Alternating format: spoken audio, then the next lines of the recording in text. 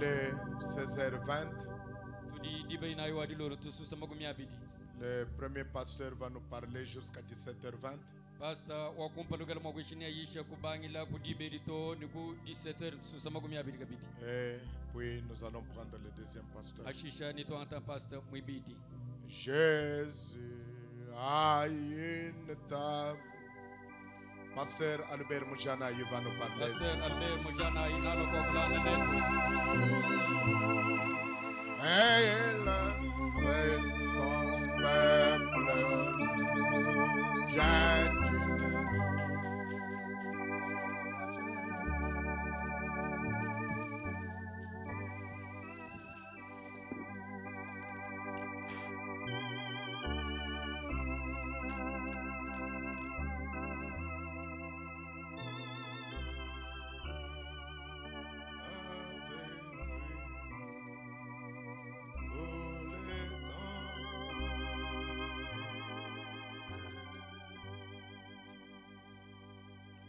Je vous salue tous dans le précieux nom du Seigneur Jésus-Christ.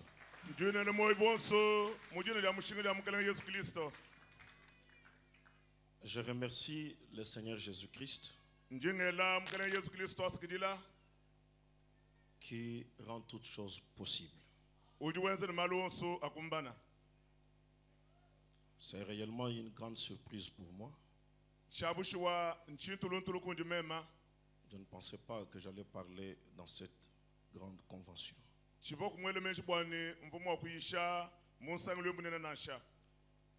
remercie le révérend pasteur Léonard pour cette confiance. Merci beaucoup. Et je vous remercie tous pour votre présence. Quand nous parlons, c'est parce que vous êtes là. C'est avec beaucoup de crainte dans mon cœur. C'est avec beaucoup de crainte dans mon cœur. Quand je réalise que j'ai devant moi le sang du Seigneur Jésus-Christ.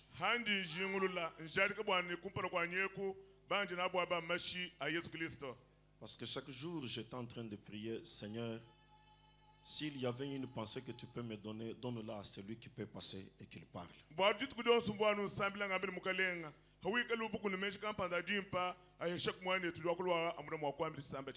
Et j'ai vu que le Seigneur nous a beaucoup bénis. Que ça ne vous gêne pas de vous lever. Nous lisons un seul verset dans le livre des Nombres. Au chapitre 10 et le 25e verset. La bannière du camp des fils de Dan partit avec ses corps d'armée. Elle formait l'arrière-garde de tous les camps.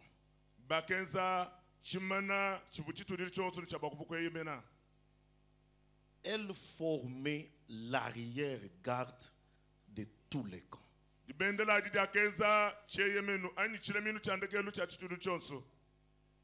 Le corps d'armée de Dan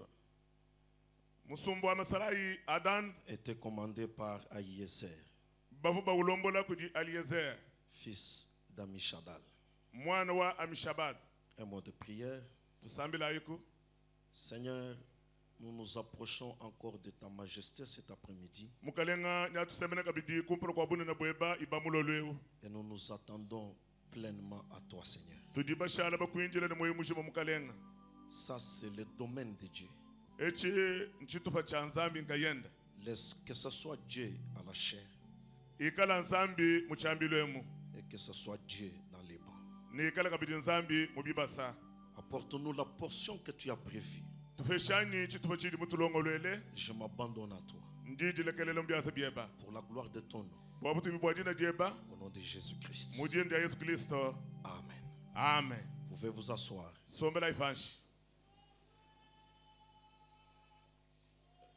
Peut-être que je vais souffrir, moi je vais prendre comme 1 une autre direction.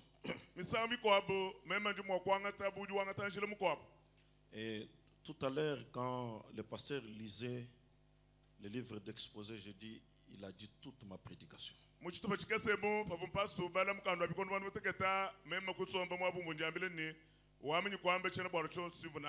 Il est vrai que nous sommes dans un temps de bilan. Mais il y a une chose que nous devons éviter. Après le péché dans le jardin d'Éden, Dieu est venu et il a commencé à interroger à cause de l'état du péché. Qu'est-ce qu'il y a? Pourquoi ceci? Qu'est-ce qu'Adam a répondu? Ève. Ève, qu'est-ce que tu réponds? Serpent. Et je crains que nous nous retrouvions dans cet état.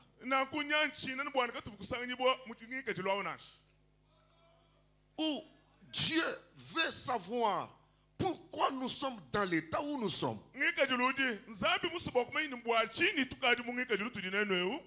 Et nous commençons à répondre. Anciens, ce sont les jeunes. Jeunes, qu'est-ce que vous dites? Ce sont les anciens. Finalement, le péché va être attribué à qui?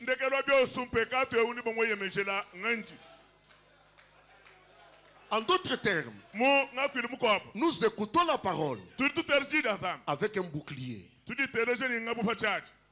Il n'y a rien qui me concerne. Ce qui est dirigé vers moi. J'ai un bouclier pour casser cela. Et ma prière ce soir est que le Dieu de Branham nous aide à ôter tous les boucliers et que la parole concerne chacun.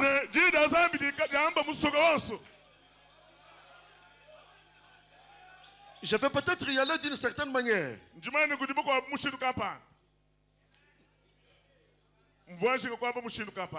Je vais y aller peut-être d'une certaine manière.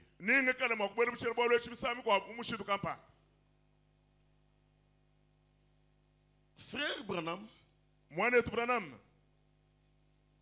il a interprété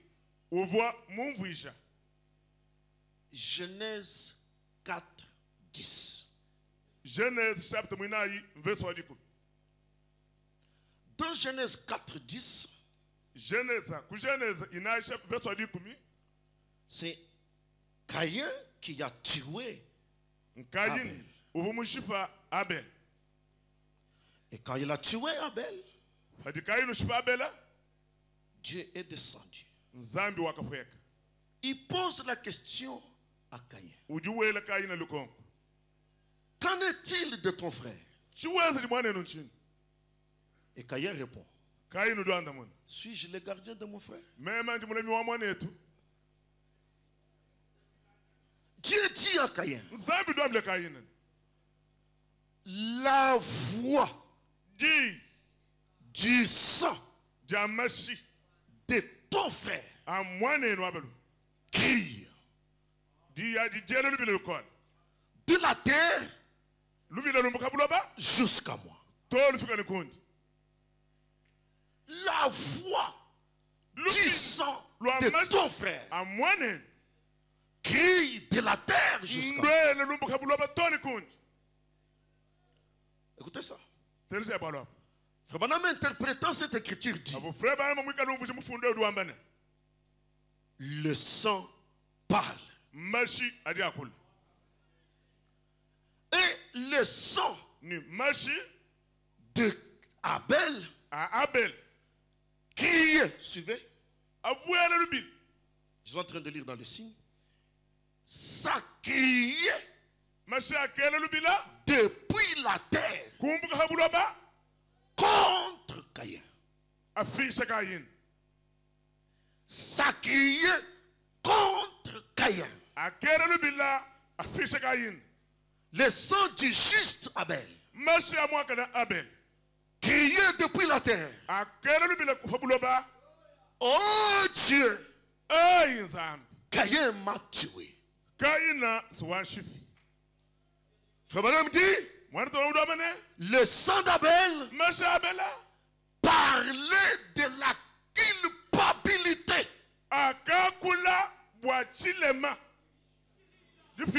La culpabilité de Caïn.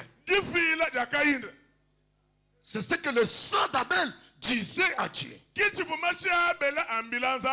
Ce sang-là continue à crier. Il m'a tué. Il m'a fait du mal. C'est un sang qui parlait de la douleur. C'est un sang qui parlait de la culpabilité. Mais Branham dit, le sang parle, oui. Mais allons dans Hébreux 12. Il y a un sang qui parle différemment du sang d'Abel.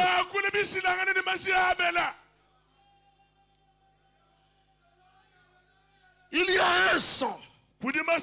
Oh, je sais. Ce sang-là, je suis dans Hébreux 12, 24. Vous vous êtes approché de Jésus, qui est le médiateur de la nouvelle alliance, et du sang de l'aspersion, qui parle mieux que celui d'Abel. Il y a un sang. C'est le sang de Christ qui introduit une nouvelle alliance.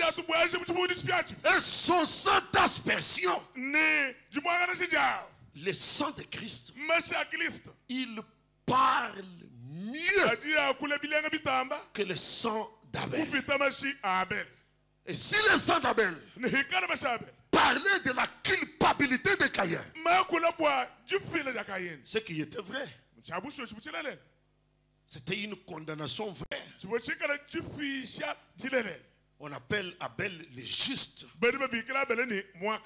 Et son sang disait la vérité. Il accusait Caïn. Mais il y a le sang de Christ qui lui parle mieux que le sang. Que dit le sang de Christ? Frère Branham dit, le sang d'Abel ne pouvait pas abriter Caïn. Le sang d'Abel ne pouvait pas cacher Caïn. Le sang d'Abel pointait la faute de Caïn.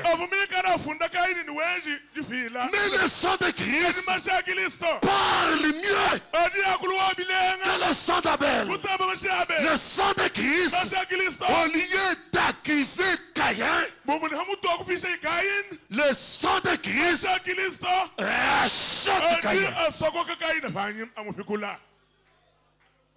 Branham dit, le sang de Christ crie et rachète.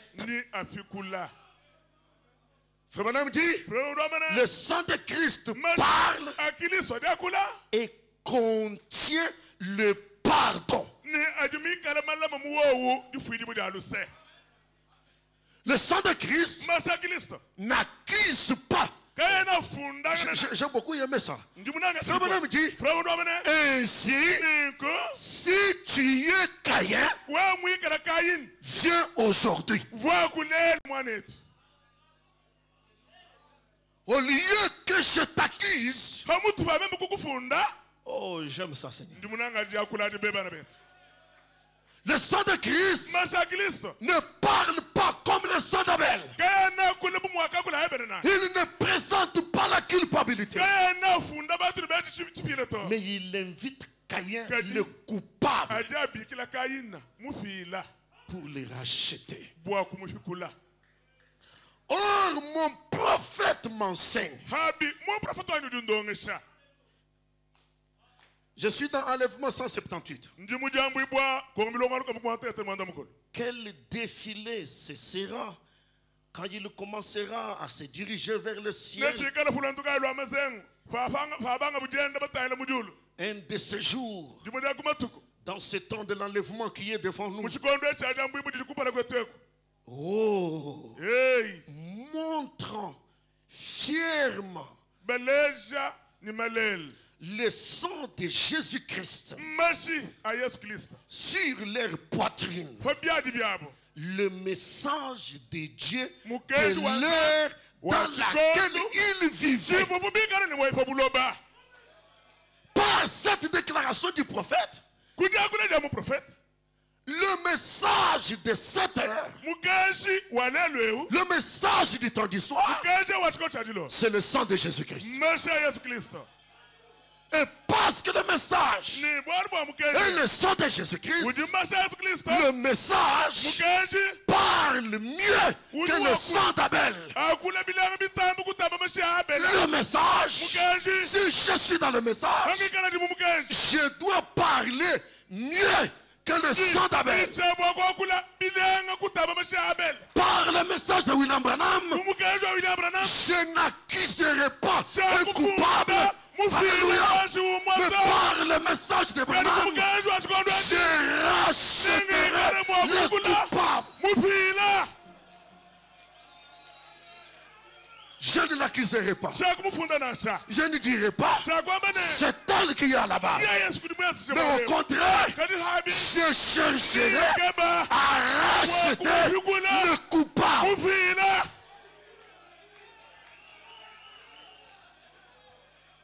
Écoutez mes frères.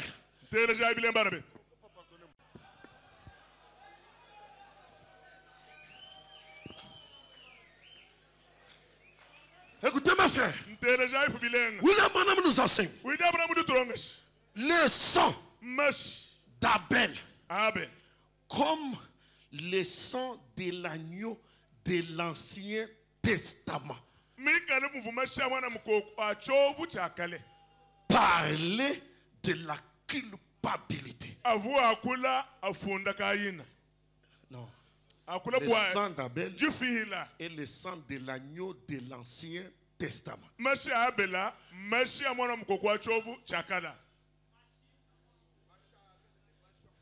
Ce sang-là, de la même manière que le sang d'Abel criait, c'est comme ça que le sang des agneaux dans l'Ancien Testament criait. C'est un sang qui clame l'innocence. Je ne suis pour rien. Il y a un coupable. Soyez bien assis. Maintenant, Frère Branham dit dans la loi ou la grâce que le sang de l'agneau de l'Ancien Testament n'a jamais ôté le désir du péché.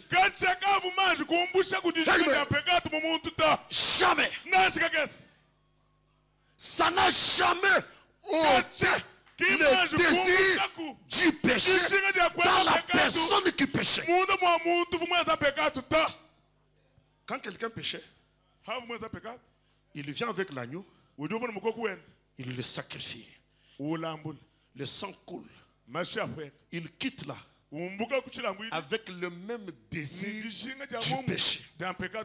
Et quand il part, il fait exactement la même chose pour laquelle il venait de demander pardon. Pourquoi? Le sang de l'agneau qu'il a présenté n'ôtait pas le désir du péché en lui. Alors que le sang de Christ, lui, il ôte le désir du péché. Or, le sang de l'agneau de l'Ancien Testament accusé. En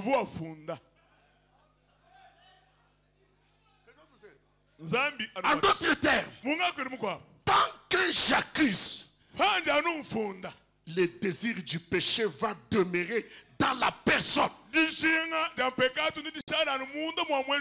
Or, nous sommes venus à cette convention pas pour partir avec le même désir, Nous sommes venus à cette convention pour changer. Et pour qu'on change, le langage doit changer. En accusant, je suis dans l'Ancien Testament. Non. Quand j'accuse, je suis dans l'Ancien Testament. Et beaucoup de gens, ministres comme croyants, ils vivent dans l'Ancien Testament. Par la bouche, ils sont à Sunset. Mais par la pratique, ils sont dans l'Ancien Testament.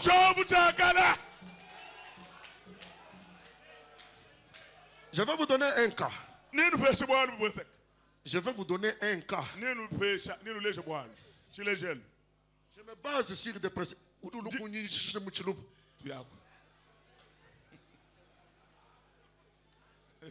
Moi, je suis de cette maison, vous savez ça?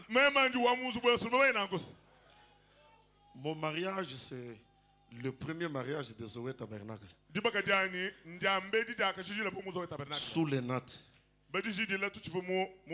Et moi-même sans jolie cravate, sans belle chemise. Mais il y avait quelque chose. Sous ces nattes-là, cet homme a fait une prière. Je lui ai toujours dit cela. Chaque fois que je me retrouve en difficulté et que je me réfère à la prière, je dis Seigneur, souviens-toi de la prière de ton serviteur.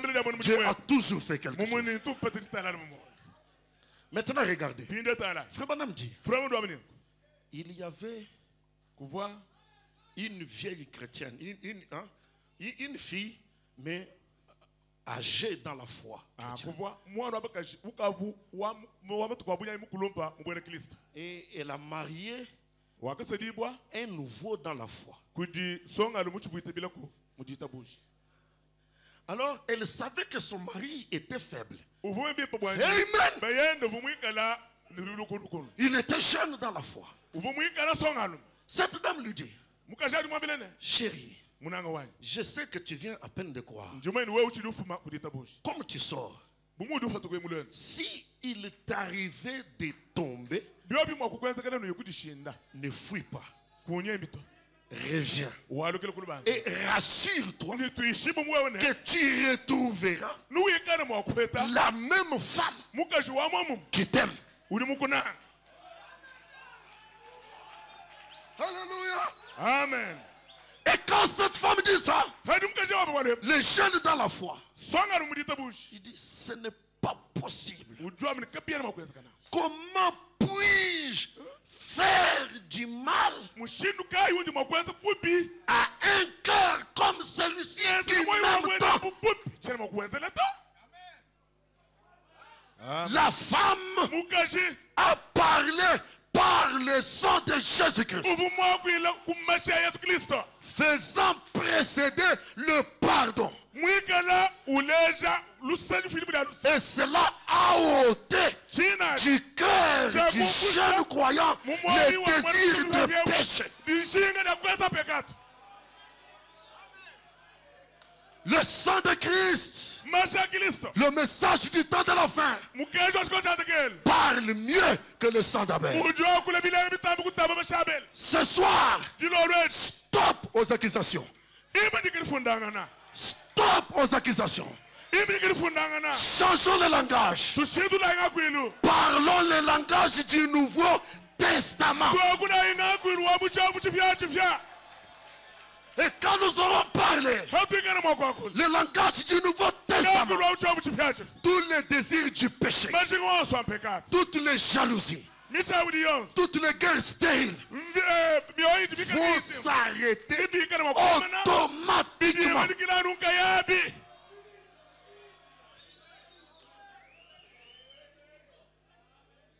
Et c'est le langage que je vais adopter. Un jour,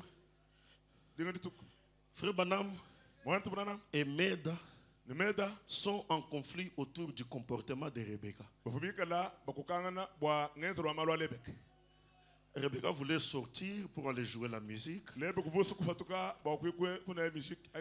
derrière cette musique-là, il y avait le rock and roll. Et ce n'était pas bien.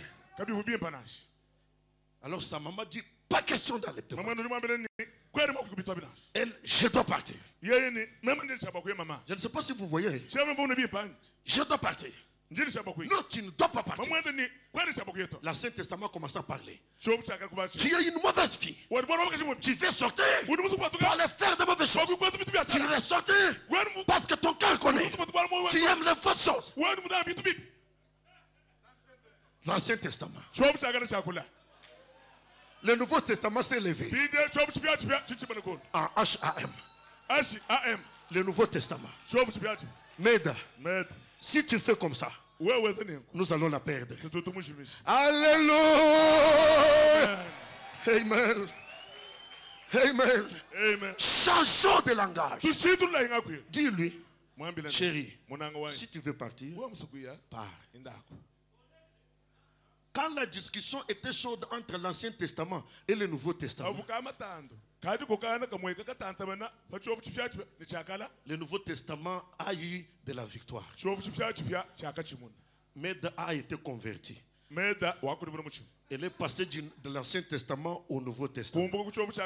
Il dit, chérie, vas-y et rassure-toi que quand tu seras parti, je vais apprêter la chose que tu aimes beaucoup manger là. Je vais faire la pâtisserie pour toi. Je vais apprêter pour toi. Dès que tu rentres, tu trouveras cela. Voilà ce qui délivra Rebecca.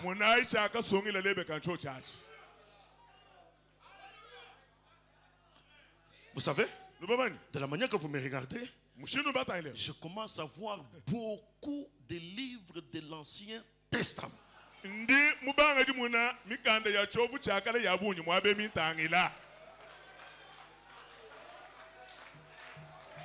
On a besoin de la conversion ce soir. Changeons de langage. Rien que ça. Changez simplement les langages. Vous allez voir les résultats. Alors maintenant, pendant quelques minutes, je vais souffrir pour dessiner l'épouse. Papa, vous comptez toutes les minutes qu'il me bouffe là. Je vais dessiner l'épouse. Ce que nous sommes censés être. Mais je ne saurais pas tout dire, c'est juste un petit quelque chose. Ce que nous sommes censés être. Et je vais vous faire savoir que vous êtes capable d'y arriver.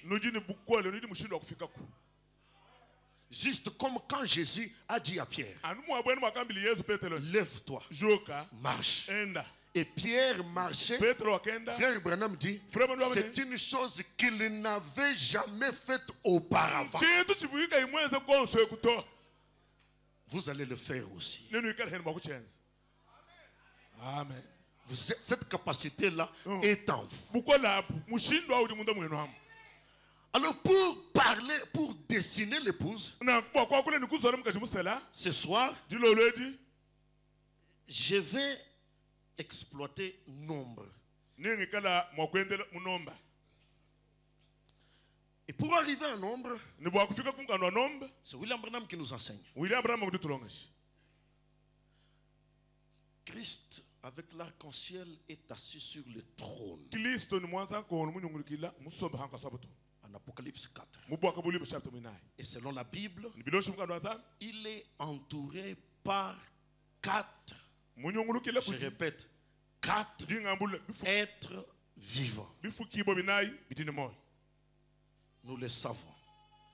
Et ces 4 êtres vivants, c'est les lions, l'homme, le bœuf et l'aigle. C'est ce que la Bible dit. Et dans la Bible ouverte,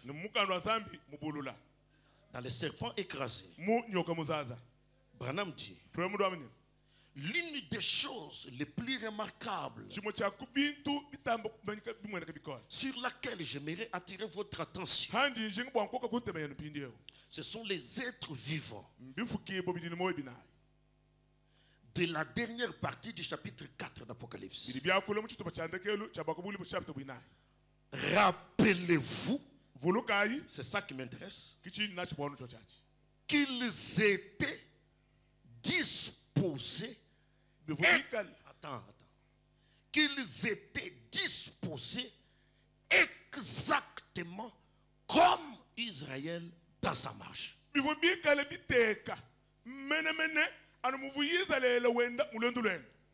C'est ça, Branham. Il continue. Je vais un peu essayer de spiritualiser cela. Il y avait 4 côtés selon la façon dont Israël campait.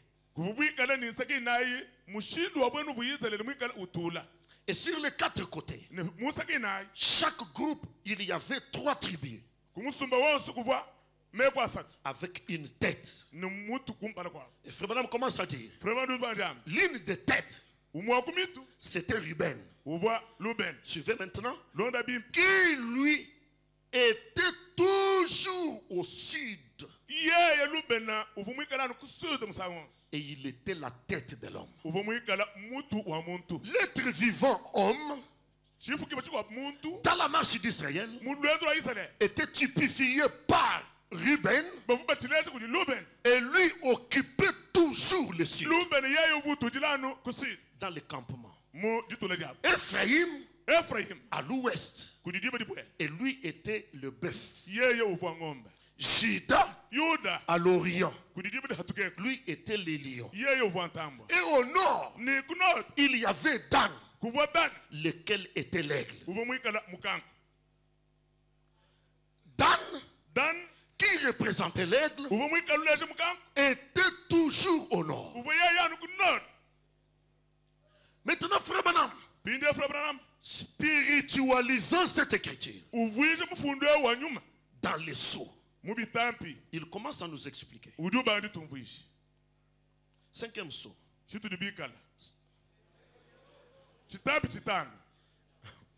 121, 122. Je vais lire en continuant. Comme on n'a pas le temps, donc ça ne sert à rien de tout ça. Je crois, papa, qu'ils me font aussi confiance. Parce que c'est ce que le pasteur Vin nous a appris. Frère Branham dit, chaque fois que l'antichrist sortait pour faire quelque chose, Dieu aussi, il envoyait quelque chose pour le contrecarrer. Chaque fois, veut dire chaque fois. Et je crois même ce soir que comme le diable a sorti les griffes, et qu'il nous a menés dans l'état que nous déplorons d'une manière ou d'une autre, Dieu aussi doit faire quelque chose. Parce que Frère Branham nous enseigne, aussi vrai que 2 fois 2 font 4, Dieu aura une épouse sans tache, ni ride, ni rien de semblable. C'est une vérité. Et quand l'ennemi a sorti son premier animal, Frère Branham dit, Dieu a sorti les lions.